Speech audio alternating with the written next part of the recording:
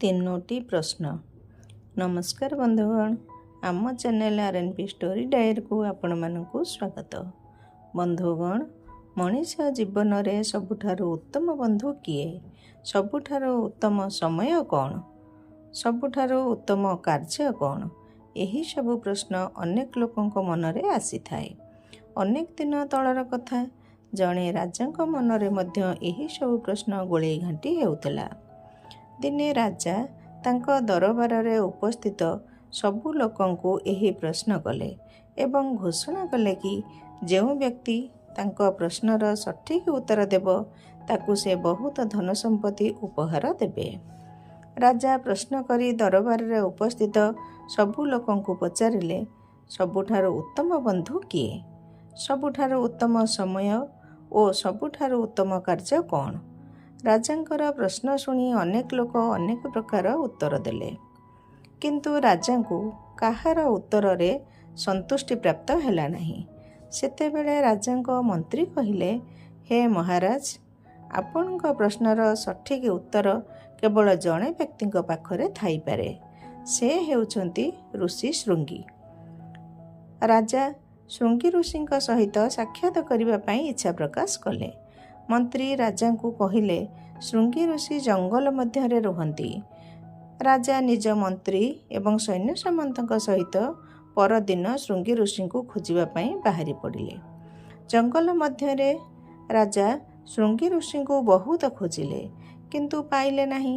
ଶେଷରେ ରାଜାଙ୍କୁ ଜଙ୍ଗଲ ମଧ୍ୟରେ ଏକ କୁଟୀର ଦେଖାଗଲା। କୁଟୀର ବାହାରେ ଜଣେ ବ୍ୟକ୍ତି ପନିପରିବା ଗଛରେ ପାଣି ଦେଉଥାନ୍ତି। ରାଜା ସେହି ବ୍ୟକ୍ତିଙ୍କ ପାଖକୁ ଯାଇ ଶୃଙ୍ଗି ଋଷିଙ୍କ ବିଷୟରେ ପଚାରିଲେ। ରାଜା ବ୍ୟକ୍ତିକୁ ପଚାରିଲେ କି, କ'ଣ ଆପଣ ଜାଣିଛନ୍ତି କି ଶୃଙ୍ଗି ଋଷି କେଉଁଠାରେ ରୁହନ୍ତି? ମୁଁ ତାଙ୍କୁ ଅନେକ ସମୟରୁ ଖୋଜୁଛି, ଏବେ ପର୍ଯ୍ୟନ୍ତ ମୋତେ ସେ ମିଳିନାହାନ୍ତି। ବ୍ୟକ୍ତି ଜଣକ ନିଜ ମୁଖରେ ହସ ଫୁଟାଇ ରାଜାଙ୍କୁ କହିଲେ, ଲୋକେ ମୋତେ ହିଁ ଶୃଙ୍ଗି ଋଷି କୁହନ୍ତି। କୁହନ୍ତୁ, ଆପଣ ଏଠାକୁ କାହିଁକି ଆସିଛନ୍ତି? ରାଜା ଶୃଙ୍ଗି ଋଷିଙ୍କୁ ପ୍ରଣାମ କରି ପ୍ରଶ୍ନ ପଚାରି କହିଲେ, ସବୁଠାରୁ ଉତ୍ତମ ବନ୍ଧୁ କିଏ? ସବୁଠାରୁ ଉତ୍ତମ ସମୟ ଓ ସବୁଠାରୁ ଉତ୍ତମ କାର୍ଯ୍ୟ କ'ଣ ଅଟେ? ରାଜାଙ୍କ ପ୍ରଶ୍ନ ଶେଷ ହେବା କ୍ଷଣି ପାଖ ବାଡ଼ ପାଖରେ ଜଣେ ବ୍ୟକ୍ତି କଷ୍ଟରେ ଚିତ୍କାର କରିବାକୁ ଲାଗିଲା। ରାଜା ତୁରନ୍ତ ସେହି ବ୍ୟକ୍ତି ପାଖକୁ ଯାଇ ତାର ସାହାଯ୍ୟ କଲେ। ରାଜା ସେହି ବ୍ୟକ୍ତିକୁ ଜଡ଼ିବୁଟି ଦେଲେ ଏବଂ ନିଜର ସୈନିକମାନଙ୍କୁ ଆଦେଶ ଦେଲେ, ଖୁବ୍ ଶୀଘ୍ର ସେହି ବ୍ୟକ୍ତିକୁ ମହଲକୁ ନେଇ ତାର ସେବା କରାଯାଉ। ରାଜାଙ୍କର ଏହି କଥା ଶୁଣି ସେହି ବ୍ୟକ୍ତି ଜଣକ କାନ୍ଦିବାକୁ ଲାଗିଲା ଏବଂ ସେ ରାଜାଙ୍କୁ କହିଲା, ମହାରାଜ, ମୁଁ ଏଠାକୁ ଆପଣଙ୍କୁ ମାରିବାକୁ ଆସିଥିଲି, କିନ୍ତୁ ମୁଁ ନିଜେ ହିଁ ଆଘାତ ପାଇଲି। ମୁଁ ଆପଣଙ୍କ ଶତ୍ରୁ, ଏଥିପାଇଁ ଆପଣ ମୋର ସେବା ନ କରି ମୋତେ ଦଣ୍ଡ ଦିଅନ୍ତୁ। ରାଜା ଏହା ସବୁ ଜାଣି ମଧ୍ୟ ସେହି ବ୍ୟକ୍ତିକୁ ସାହାଯ୍ୟ କଲେ ଏବଂ ତାକୁ ରାଜମହଲକୁ ପଠାଇଦେଲେ। ଆଘାତ ପାଇଥିବା ବ୍ୟକ୍ତିକୁ ରାଜମହଲ ପଠାଇ ରାଜା ଶୃଙ୍ଗି ଋଷିଙ୍କ ଆଡ଼କୁ ଅନାଇ କହିଲେ, ହେ ଋଷିବର, କୃପା କରି ଆପଣ ମୋ ପ୍ରଶ୍ନର ଉତ୍ତର ଦିଅନ୍ତୁ। ଉତ୍ତର ଜାଣିବା ପାଇଁ ମୁଁ ବହୁତ ଦୂରରୁ ଆସିଛି। ଶୃଙ୍ଗି ଋଷି ରାଜାଙ୍କୁ କହିଲେ କି ଆପଣଙ୍କୁ ସେହି ବ୍ୟକ୍ତିର ସାହାଯ୍ୟ କରିବା ଦ୍ୱାରା ହିଁ ଆପଣଙ୍କର ସବୁ ପ୍ରଶ୍ନର ଉତ୍ତର ମିଳିଯାଇଛି।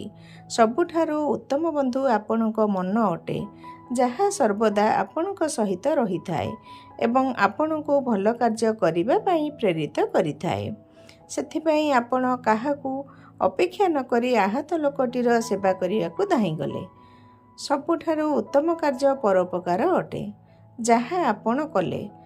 ସବୁଠାରୁ ଭଲ ସମୟ ହେଉଛି ବର୍ତ୍ତମାନ, ଯାହାକି ଆପଣଙ୍କ ବଡ଼ ଶତ୍ରୁକୁ ଦାସରେ ପରିଣତ କରିଦେଲା। ରାଜା ତାଙ୍କର ସବୁ ପ୍ରଶ୍ନର ଉତ୍ତର ପାଇଗଲେ। ବନ୍ଧୁଗଣ, ଯଦି ଏ ଭିଡ଼ିଓଟି ଆପଣମାନଙ୍କୁ ଭଲ ଲାଗିଲା ତେବେ ଗୋଟେ ଲାଇକ୍ କରିବା ସହିତ ସାଙ୍ଗସାଥିମାନଙ୍କୁ ସେୟାର କରିଦିଅନ୍ତୁ।